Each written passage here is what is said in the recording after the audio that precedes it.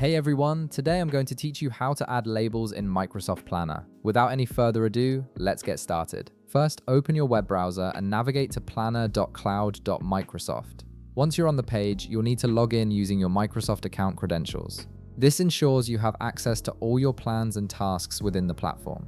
After logging in, you'll land on your dashboard. Look at the left side of your screen and click on My Plans. This section displays all the plans you're part of or have created, making it easy to organize and manage your projects. Once you're in the My Plans section, go ahead and click on the specific plan where you want to add labels. This will open up the plan and show you all the tasks organized within it. Now, there are actually two different ways to add labels to your tasks in Microsoft Planner, and I'll walk you through both methods so you can choose whichever one feels more convenient for you.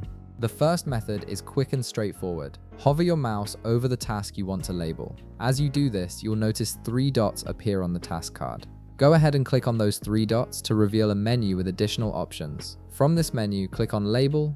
This will bring up a selection of color options that you can assign to your task. Each color represents a different label category, which is helpful for visually organizing your tasks by priority, type, or any other system that works for your workflow. Simply select the color you want, and the label will be applied to that task instantly. The second method gives you a bit more flexibility and allows you to see more details about your task at the same time. To use this method, click directly on the task card itself.